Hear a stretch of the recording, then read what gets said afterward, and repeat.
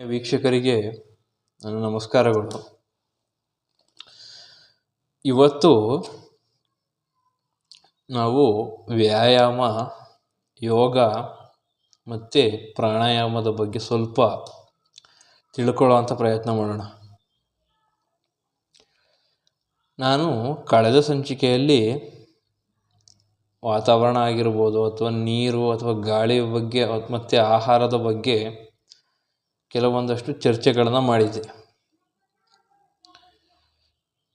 ನಾನು ಕಳೆದ ಸಂಚಿಕೆಯಲ್ಲಿ ಹೇಳೋದನ್ನು ಮತ್ತೆ ಪುನರಾವರ್ತನೆ ಮಾಡಿ ನಾನು ಮುಂದೆ ಹೇಳ್ತಕ್ಕಂಥ ವಿಚಾರಗಳಿಗೆ ಒಂದಿಷ್ಟು ಉಪಯೋಗ ಆಗುತ್ತೆ. ಅದೇನಪ್ಪ ಅಂತ ಅಂದರೆ, ನಮ್ಮ ಶರೀರ ಆರೋಗ್ಯವಾಗಿರಬೇಕು ಅಂತಂದರೆ ಅಥವಾ ನಮ್ಮ ಮನಸ್ಸು ಆರೋಗ್ಯವಾಗಿ ಇರಬೇಕು ಅಂತಂದರೆ ಅದಕ್ಕೆ 3 ಅಂಶಗಳು ತುಂಬ ಮುಖ್ಯವಾಗಿ ಬೇಕಾಗ್ತದೆ. ಒಂದು ಆಹಾರ, ಇನ್ನೊಂದು ವ್ಯಾಯಾಮ ಮತ್ತು ಇನ್ನೊಂದು ಮಾನಸಿಕ ಸ್ವಾಸ್ಥ್ಯ ಅಂತ ಹೇಳ್ತೀವಿ. ಈ 3 ಅಂಶಗಳು ನಮ್ಮ ದೇಹಕ್ಕೆ ಒಂದೋ ರೀತಿಲಿ ಇದ್ದರೆ ನಮ್ಮ ದೇಹ ಆರೋಗ್ಯವಾಗಿರೋದಕ್ಕೆ ಸಹಕಾರಿಯಾಗ್ತದೆ ಅಂತಕ್ಕಂಥದ್ದು ವೈದ್ಯಕೀಯವಾಗಿ ದೃಢವಾಗಿರ್ತಕ್ಕಂಥ ವಿಷಯ. ನಾವು ಆಹಾರದ ಬಗ್ಗೆ ಎಷ್ಟೆಷ್ಟು ವಿಧಗಳಿದ್ದಾವೆ, 5 ರೀತಿಯ ವಿಧಗಳ ಬಗ್ಗೆ ಕೆಲವೊಂದಷ್ಟು ವಿಚಾರಗಳನ್ನು ತಿಳ್ಕೊಂಡ್ವಿ. ಸಾಧ್ಯವಾದಷ್ಟು ಹಸಿ ತರಕಾರಿ, ಹಣ್ಣು, ಎಣ್ಣೆಕಾಳುಗಳನ್ನು ನಾವು ಸೇವನೆ ಮಾಡಬೇಕು ಅಂತಕ್ಕಂಥದ್ದನ್ನು ನಾವು ಕಳೆದ ಸಂಚಿಕೆಯಲ್ಲಿ ನಾನು ನಿಮ್ಗೆ ಹೇಳಿದ್ದೆ. ಇವತ್ತು ವ್ಯಾಯಾಮದ ಪ್ರಾಮುಖ್ಯತೆ ಬಗ್ಗೆ ಒಂದಷ್ಟು ವಿಚಾರಗಳನ್ನು ನಿಮ್ಮ ಜೊತೆ ಹಂಚ್ಕೋಬೇಕು. ಅದರ ಜೊತೆಗೆ ಅನುಸರಿಸ್ತಕ್ಕಂಥ ಕೆಲವೊಂದಷ್ಟು ನಿಯಮಗಳನ್ನು ಕೂಡ ನಾನು ನಿಮ್ಮ ಜೊತೆ ಹಂಚ್ಕೋಬೇಕು ಅಂತ ಇದ್ದೀನಿ. ಈ ವ್ಯಾಯಾಮ ಅಂತ ಅಂದರೆ ಏನಪ್ಪ ಅಂತಂದರೆ, ಯಾಕೆ ಇದನ್ನು ನಾವು ಮಾಡಬೇಕು ಅಂತಂದರೆ, ನಾವು ತಿಂದಿರ್ತಕ್ಕಂಥ ಆಹಾರದಲ್ಲಿರ್ತಕ್ಕಂತಹ ಅಂಶಗಳು, ಸತ್ವಯುತವಾದ ಅಂಶಗಳು ನಮ್ಮ ದೇಹಕ್ಕೆ ಎಲ್ಲ ಕಡೆಗೂ ಸರಬರಾಜಾಗಿ ಅವು ಎಲ್ಲ ರೀತಿಯಲ್ಲೂ ಕೂಡ ಎಲ್ಲ ಅಂಶಗಳು ಆ ಒಂದು ದೇಹದ ಅಂಗಗಳಿಗೆ ಪೂರೈಕೆ ಆಗಬೇಕು ಸರಿಯಾಗಿ. ಇಲ್ಲ ಅಂತ ಅಂದರೆ ನಮ್ಮ ದೇಹದ ಆರೋಗ್ಯ ಕೆಡುತ್ತೆ. ಈಗ ನಾವು ಏನಾದರೂ ಒಂದು ಆಹಾರವನ್ನು ಸೇವನೆ ಮಾಡಿ ಒಂದೇ ಮಟ್ಟಿಗೆ ಕೂತ್ಕೊಂಡು ಅಥವಾ ಯಾವುದೇ ರೀತಿ ದೈಹಿಕ ವ್ಯಾಯಾಮ ಇಲ್ಲ ಅಂತ ಅಂದರೆ ನಮ್ಮ ದೇಹದಲ್ಲಿ ರಕ್ತ ಸಂಚಾರ ಸರಿಯಾಗಿ ಆಡೋದಿಲ್ಲ. ಎಲ್ಲ ವಿಟಮಿನ್ಸ್ ಅಥವಾ ಪ್ರೋಟೀನ್ಸ್ಗಳು ನಮ್ಮ ದೇಹದ ಭಾಗಗಳಿಗೆ ತಲುಪೋದಿಲ್ಲ. ಹಾಗಾಗಿ ಒಂದಷ್ಟು ವ್ಯಾಯಾಮಗಳನ್ನು ನಿಯಮಿತವಾಗಿ ಮತ್ತು ಯೋಗಗಳನ್ನು ಮತ್ತು ಪ್ರಾಣಾಯಾಮಗಳನ್ನು ಮಾಡಬೇಕಾಗತ್ತೆ.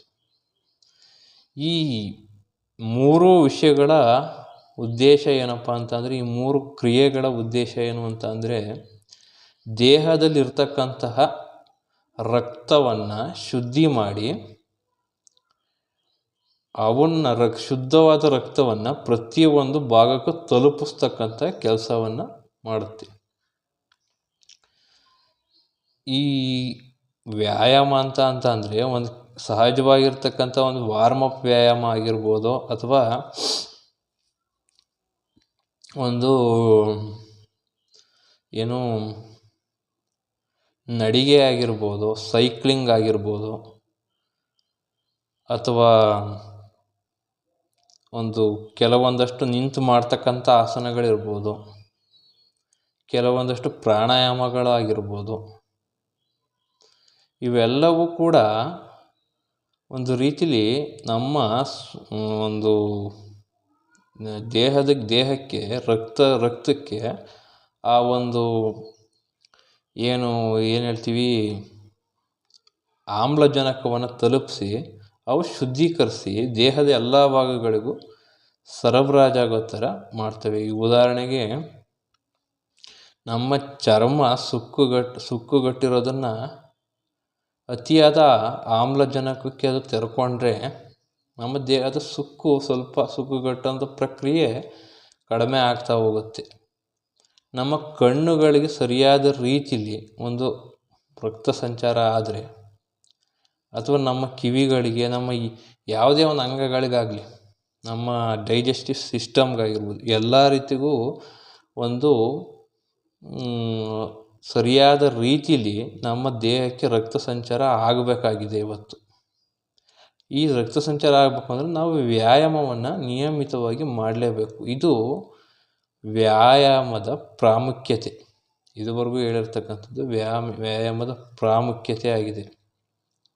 ವ್ಯಾಯಾಮವನ್ನು ನಾವು ಯಾವಾಗ ಮಾಡಬೇಕು, ಯಾವ ನಿಯಮಗಳನ್ನು ಅನುಸರಿಸಿ ಮಾಡಬೇಕು ಅನ್ನೋದನ್ನು ಈಗ ಚರ್ಚೆ ಮಾಡೋಣ. ವ್ಯಾಯಾಮ ಆಗಿರ್ಬೋದು, ಅಥವಾ ಯೋಗಾಸನ ಆಗಿರ್ಬೋದು, ಪ್ರಾಣಾಯಾಮ ಆಗಿರ್ಬೋದು, ಇದನ್ನು ನಾವು ಈ ಪ್ರಕ್ರಿಯೆಗಳನ್ನು ನಾವು ಸಂಪೂರ್ಣವಾಗಿ ಅರ್ಥ ಮಾಡ್ಕೋಬೇಕಾಗತ್ತೆ. ಯಾರಾದರೂ ಒಬ್ಬ ಉತ್ತಮವಾಗಿರ್ತಕ್ಕಂಥ ಒಬ್ಬ ಗುರು ಆಗಿರ್ಬೋದು, ಹೇಳ್ಕೊಡ್ತಕ್ಕಂಥ ತುಂಬ ಕಲ್ತಿರ್ತಕ್ಕಂತಹ ವಿವರಣಾತ್ಮಕವಾಗಿ ಹೇಳ್ಕೊಡ್ತಕ್ಕಂಥ ಕೆಲವೊಂದು ಗುರುಗಳ ಹತ್ರ ನಾವು ಕಲ್ತ್ಕೊಂಡು ಅದನ್ನು ಪ್ರಾಕ್ಟೀಸ್ ಮಾಡಬೇಕಾಗತ್ತೆ. ಈ ಪ್ರಾಕ್ಟೀಸ್ ಮಾಡೋವಂಥ ಸಮಯದಲ್ಲಿ ಕೆಲವೊಂದಷ್ಟು ನಿಯಮಗಳನ್ನು ಸಹ ಅದ್ರ ಜೊತೆಗೆ ನಾವು ಹೊಂದಿಸ್ಕೊಂಡು ಹೋಗ್ಬೇಕಾಗತ್ತೆ. ಅವು ಯಾವ್ಯಾವಪ್ಪ ಅಂತ ಅಂದರೆ, ಬೆಳಗ್ಗೆ ಬ್ರಾಹ್ಮಿ ಮುಹೂರ್ತದಲ್ಲಿ, ಅಥವಾ ಬ್ರಾಹ್ಮಿ ಮುಹೂರ್ತ ಆಗಿರ್ಬೋದು, ಸಂಜೆ ಟೈಮು 6 ಗಂಟೆ ಈ ಟೈಮಲ್ಲಿ ಒಂದು ಖಾಲಿ ಹೊಟ್ಟೆಯಲ್ಲಿ ಈ ವ್ಯಾಯಾಮಗಳನ್ನು ನಾವು ಮಾಡಬೇಕಾಗತ್ತೆ. ವ್ಯಾಯಾಮ ಅಂತ ಅಂದರೆ, ಈಗ ನೋಡಿ, ನಾವು ಯಥೇಚ್ಛವಾಗಿ ಓಡಾಡ್ತಕ್ಕಂಥವ್ರು, ಯಥೇಚ್ಛವಾಗಿ ತೀರಾ ಒಂದು ದೇಹದ ಒಂದು ಇದನ್ನು ಹಾಕಿ ಮಾಡ್ತಕ್ಕಂಥವ್ರು, ಕೆಲಸ ಮಾಡ್ತಕ್ಕಂಥವ್ರು, ದೈಹಿಕ ಕೆಲಸಗಳನ್ನು ಮಾಡ್ತಕ್ಕಂಥವ್ರು, ಒಂದು ಸಿಂಪಲ್ಲಾಗಿರ್ತಕ್ಕಂಥ ಒಂದು ಪ್ರಾಣಾಯಾಮ, ಯೋಗ ಕೆಲವೊಂದಷ್ಟು ಮಾಡಿದರೆ ಸಾಕು. ತೀರಾ ದೇಹಕ್ಕೆ ಸ್ಟ್ರೈನ್ ಮಾಡ್ಕೊಳ್ತಕ್ಕಂತಹ ಅವಶ್ಯಕತೆ ಬೇಡ. ನೀವು ಸರಿಯಾಗಿರ್ತಕ್ಕಂಥ ಆಹಾರವನ್ನು ಸೇವನೆ ಮಾಡಬೇಕು. ದೈಹಿಕವಾಗಿ ಹೆಚ್ಚು ದುಡಿತಕ್ಕಂಥವು. ಆಮೇಲೆ ನೆಕ್ಸ್ಟ್ ಹೇಳಬೇಕು ಅಂತ ಅಂದರೆ, ನಾವು ಖಾಲಿ ಹೊಟ್ಟೆಯಲ್ಲಿ ಊಟ ಮಾಡಿದ ನಂತರ ಸುಮಾರು ಒಂದು 4-5 ಗಂಟೆಗಳ ಆದ ನಂತರನೇ ನಾವು ಈ ವ್ಯಾಯಾಮ, ಯೋಗ ಅಥವಾ ಪ್ರಾಣಾಯಾಮವನ್ನು ಮಾಡ್ಬೋದು. ಆಮೇಲೆ ಈ ಪ್ರಾಣಾಯಾಮ, ವ್ಯಾಯಾಮ ಮಾಡಬೇಕು ಅಂತ ಅಂದರೆ ಕೆಲವೊಂದಷ್ಟು ದುರಭ್ಯಾಸಗಳು ಕೆಲವ್ರಿಗಿರ್ತವೆ. ಕೆಲವ್ರಿಗೆ ಸ್ಮೋಕಿಂಗ್ ಆಗಿರ್ಬೋದು, ಅಥವಾ ಡ್ರಿಂಕಿಂಗ್ ಯಾವುದೇ ರೀತಿ ಬ್ಯಾಡ್ ಹ್ಯಾಬಿಟ್ಸ್ ಇದ್ದರೂ ಕೂಡ ಅದರಿಂದ ಹೊರಗಡೆ ಬಂದು ಅದರಿಂದ ನಾವು ಮುಕ್ತರಾಗಿ ವ್ಯಾಯಾಮಗಳನ್ನು ಮಾಡಬೇಕಾಗತ್ತೆ. ಸೊ ಇಷ್ಟನ್ನೇ ಹೇಳ್ತಾ, ಇದು ಒಂದು ಸಿಂಪಲ್ಲಾಗಿರ್ತಕ್ಕಂತಹ ಒಂದು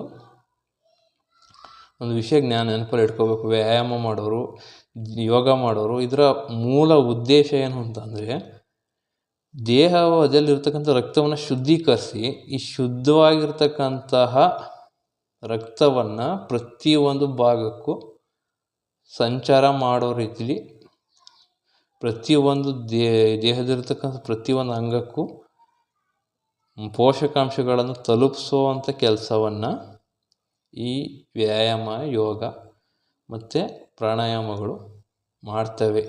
ಇದು ವ್ಯಾಯಾಮ ಮತ್ತು ಯೋಗ ಪ್ರಾಣಾಯಾಮದ ಒಂದು ಪ್ರಾಮುಖ್ಯತೆ ಆಗಿದೆ. ಇಷ್ಟನ್ನು ಹೇಳ್ತಾ, ಇಲ್ಲಿವರೆಗೂ ನನ್ನ ಮಾತುಗಳನ್ನು ಕೇಳಿರ್ತಕ್ಕಂತಹ ನಿಮ್ಮೆಲ್ಲರಿಗೂ ಧನ್ಯವಾದಗಳನ್ನು ಹೇಳ್ತಾ ಈ ವಿಡಿಯೋವನ್ನು ಮುಗಿಸ್ತಾ ಇದ್ದೀನಿ.